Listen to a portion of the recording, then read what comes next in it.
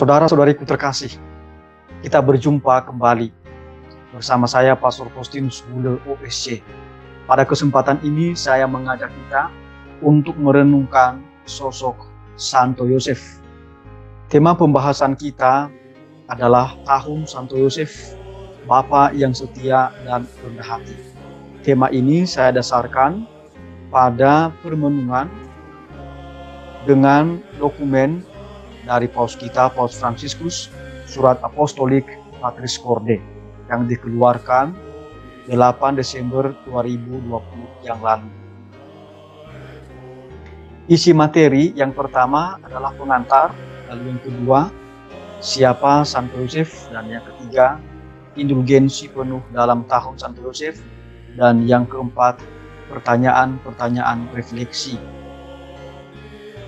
Pengantar, Paus Fransiskus menyelenggarakan Tahun Santo Yosef dari 8 Desember 2020 sampai dengan 8 Desember 2021. Dalam rangka memperingati 150 tahun pemakluman Santo Yosef sebagai pelindung gereja semesta oleh Paus Pius ke-9, yakni sejak tahun 1870 sampai 2020. Paus Fransiskus mengeluarkan surat apostolik Patris Corde, atau artinya adalah dengan hati seorang bapa, tepat pada hari raya Santa Maria dikandung tanpa noda 8 Desember 2020. Seperti kita ketahui bahwa Santa Maria merupakan istri dari Santo Yosef. Dalam dokumen ini, Paus Fransiskus tidak sekadar melihat profil Santo Yosef sebagai manusia biasa,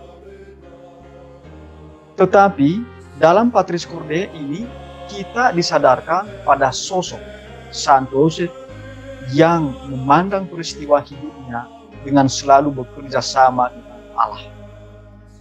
Ia mendengarkan, menerima, menaati, dan melaksanakannya.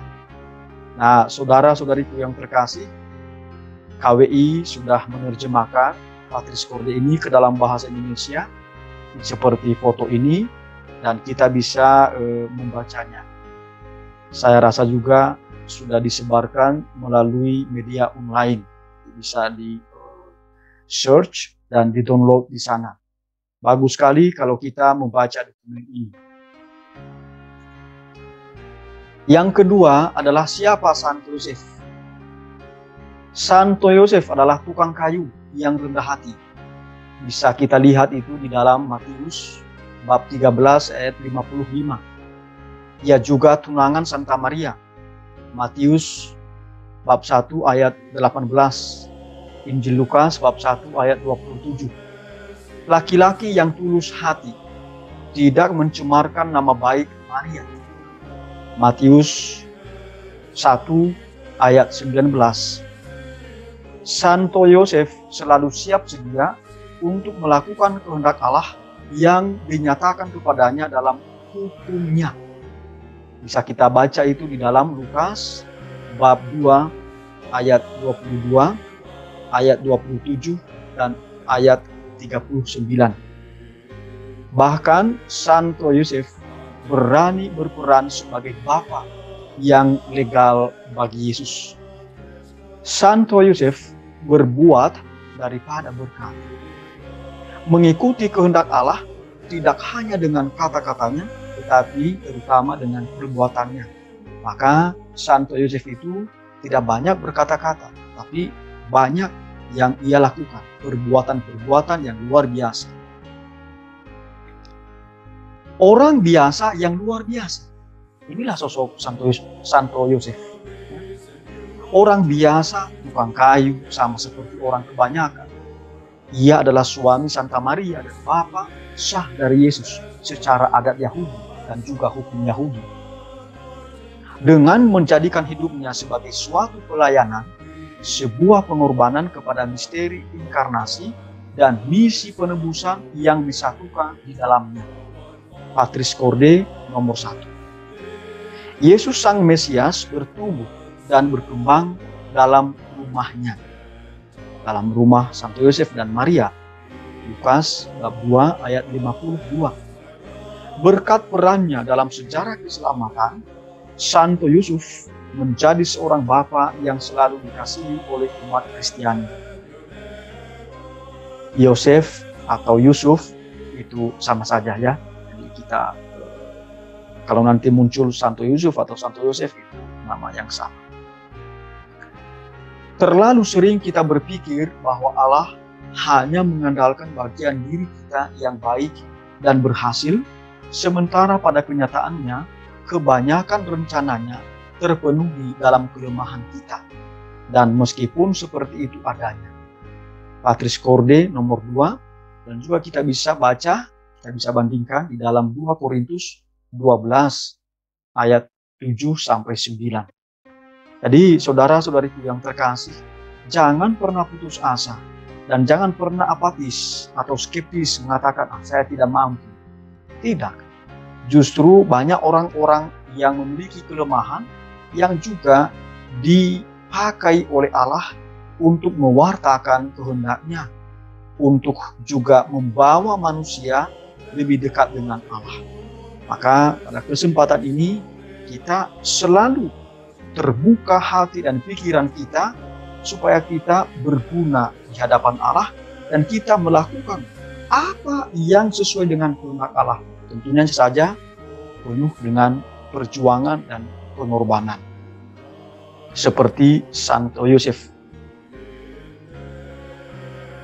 Nah, yang menariknya, Paus Fransiskus di dalam dokumen Patris Corde mengatakan begini, ya, si jahat menyebabkan kita memandang kerapuhan kita dengan penilaian negatif.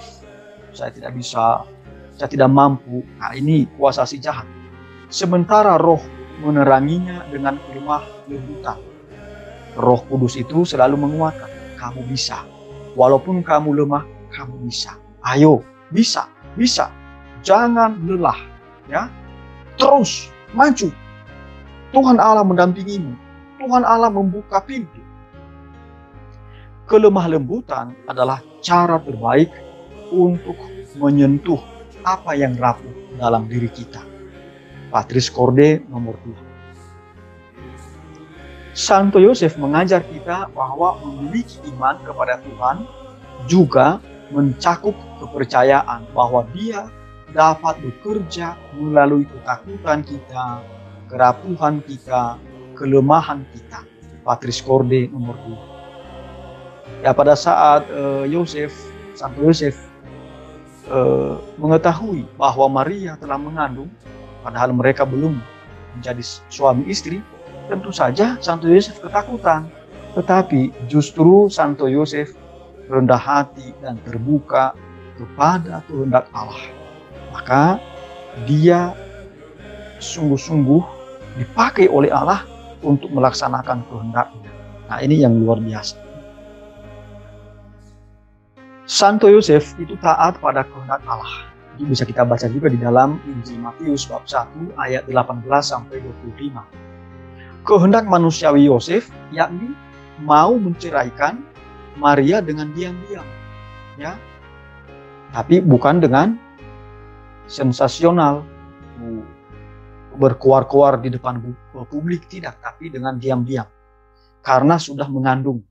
Itu disebutkan di dalam Patris Corde nomor 3. Tetapi di sana kita bisa melihat kehendak Allah, yaitu Yusuf, anak Daud, janganlah engkau takut mengambil Maria menjadi istrimu, anak dalam kandungannya dari Roh Kudus.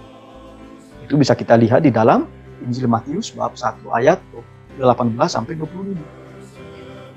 Nah, yang menariknya, walaupun ada kehendak manusiawi Santo Yosef, tetapi pada akhirnya Santo Yosef membuka diri pada kehendak ilahi.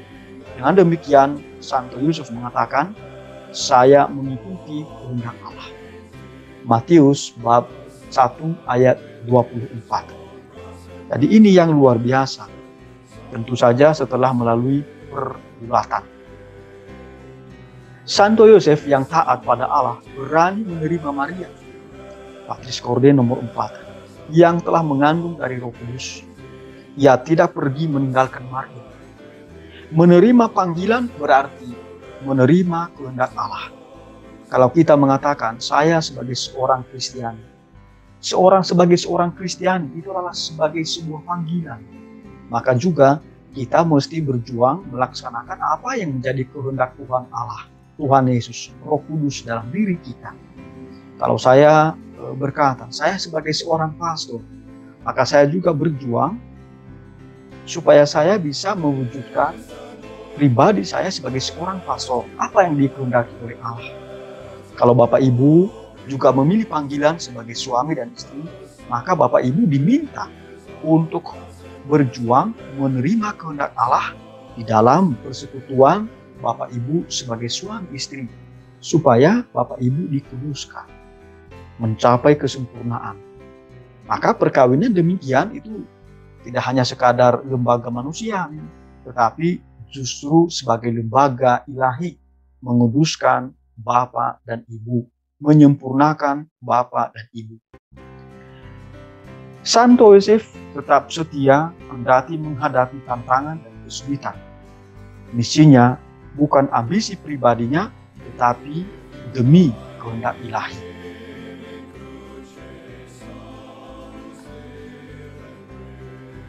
Seringkali dalam hidup kita banyak peristiwa terjadi yang maknanya tidak kita pahami. Reaksi pertama kita seringkali adalah reaksi kekecewaan dan pemberontakan.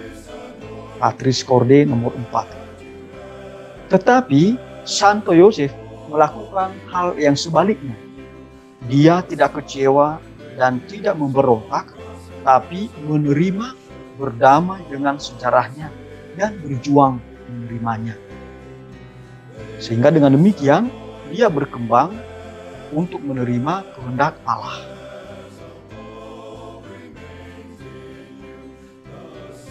Ada yang menarik, Santo Yosef itu mengalami mimpi, ya, tentu saja melalui malaikat, ya. Melalui malaikat Allah membantu Santo Yosef. Kita melihat misalnya itu dalam beberapa kali dia bermimpi. Misalnya mimpi yang pertama, malaikat membantunya memecahkan masalahnya. Jangan takut mengambil Maria. Maria pada saat itu sedang mengandung dan Santo Yosef sedang gamang apakah dia mau menceraikan secara diam-diam Maria atau terus menjadi suaminya. Maka pada saat itu malaikat membantu Santo Yosef. Hal itu bisa kita baca di dalam Matius bab 1 ayat 20 sampai 21. Lalu mimpi yang kedua, malaikat kembali mengatakan, bangun, ambillah anak itu serta ibunya, larilah ke Mesir. Injil Matius bab 2 ayat 13. Tanpa banyak bertanya, Santo Yosef melaksanakannya. Matius bab 2 ayat 14 sampai 15. Ini luar biasa, ya. Tanpa banyak bertanya, Santo Yosef melaksanakannya. Mimpi yang ketiga, diperintahkan kembali ke tanah Israel. Matius bab 2 ayat 19 sampai 21. Yang dimaksud ke Yudea. Jadi di sini tanah Israel yang dimaksud adalah ke Yudea. Jadi bayangkan saudara-saudari yang terkasih, pindah ke sana kemari itu bukan perkara gampang. Pasti ada perjuangan yang luar biasa, penyesuaian diri, ya, tantangan di sana sini, ya. Mimpi yang keempat, karena Santo Yosef takut dengan Arkelaus yang menggantikan ayahnya Herodes, ia akhirnya ke Nazaret. Matius bab 2 ayat 22 sampai 23. Dalam ketakutan, Santo Yosef tetap mampu melihat kekuatan jahat dan kehendak ilahi. Ini yang luar biasa. Dan kembali lagi, mengapa Santo Yosef memiliki kekuatan semacam ini, bisa membedakan mana kekuatan jahat dan mana kekuatan ilahi, mana suara malaikat dan mana suara si jahat, karena dia membuka hati dan pikirannya. Dia merendahkan diri di hadapan Allah. Dia menyangkal egonya, tidak mengikuti egonya, tapi justru sungguh-sungguh berdiscernment, membedakan, sungguh-sungguh berefleksi, ini suara Allah atau suara saya sendiri atau suara si jahat. Bagian yang ketiga mengenai indulgensi penuh dalam tahun Santo Yosef. Nah, saudara-saudariku yang terkasih, kita perlu membaca beberapa kanon. Misalnya kanon 992. Menurut kanon ini, yang dimaksud dengan indulgensi adalah penghapusan di hadapan Allah hukuman-hukuman sementara untuk dosa-dosa yang kesalahannya sudah dilebur. Nah, dilebur itu dalam bahasa Latin adalah deletis, atau dalam bahasa Inggris disebut forgiven. Indulgensi diperoleh oleh orang beriman Kristiani yang berdisposisi layak serta memenuhi persyaratan tertentu yang ditetapkan oleh gereja sebagai pelayan keselamatan. Nah, indulgensi diperoleh dengan pertolongan gereja sebagai pelayan keselamatan. Gereja secara otoritatif membebaskan dan menerapkan harta pemilihan Kristus dan para kudus. Bisa kita baca itu di dalam kanon 992. Indulgensi dikatakan penuh karena membebaskan seluruh hukuman sementara yang diakibatkan oleh dosa. Kita bisa baca di dalam kanon 993. Indulgensi penuh ini diberikan kepada umat beriman dalam semangat pertobatan personal.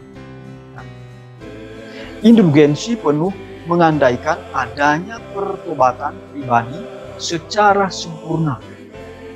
Melaluinya umat beriman melakukan pertobatan dengan menyesali semua dosa dan bertekad untuk kembali kepada Allah.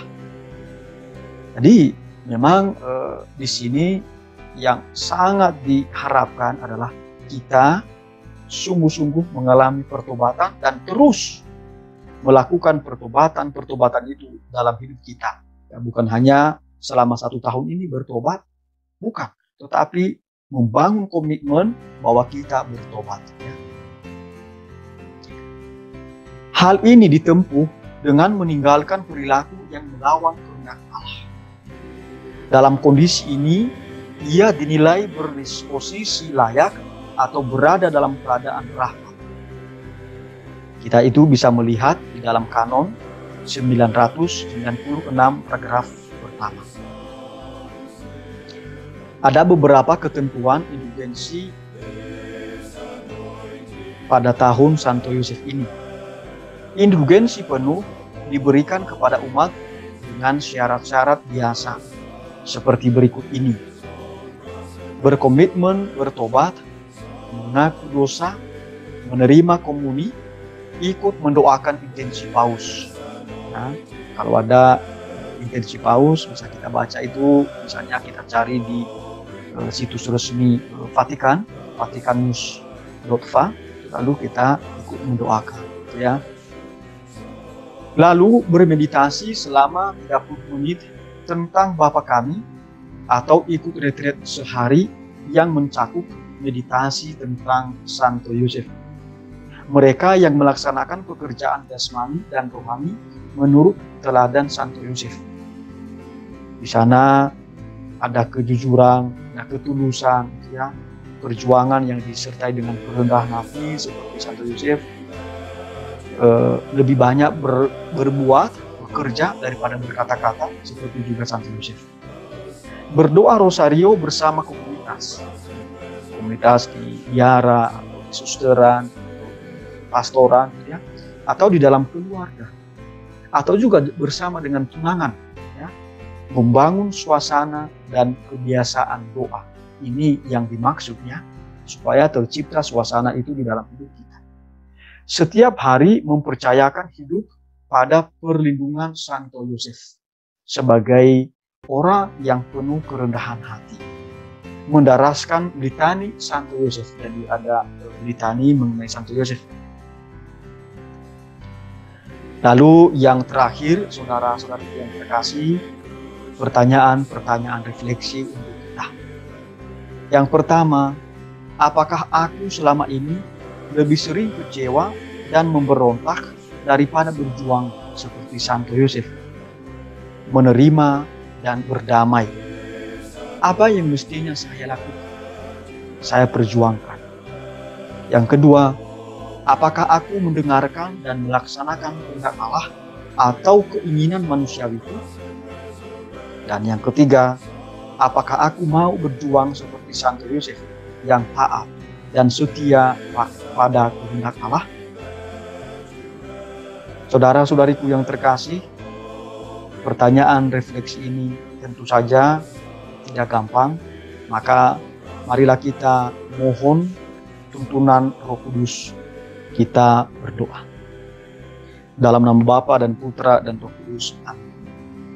Allah Bapa yang Maha Kasih, kami bersyukur kepadamu karena Engkau telah memberikan teladan kepada kami, yakni Santo Yosef. Ia Bapa yang penuh kerendahan hati. Ia berjuang menerima kehendak-Mu. Ia melaksanakan di dalam hidupnya. Ia tidak banyak berkata-kata, tapi banyak berbuat. Bantulah kami supaya kami berjuang membuka diri dengan rendah hati di hadapan-Mu, sehingga kami dapat mengenali apa yang menjadi kehendak di dalam hidup kami. Kuatkanlah kami Tuhan, sehingga kami mengalami pertobatan terus-menerus. Kami memiliki komitmen setia kepadamu sebagai orang beriman Kristiani. Ini semua kami mohon kepadamu melalui perantaraan Kristus Tuhan kami. Amin. Dalam nama Bapa, Putra, dan Roh Kudus. Amin. Tuhan memberkati.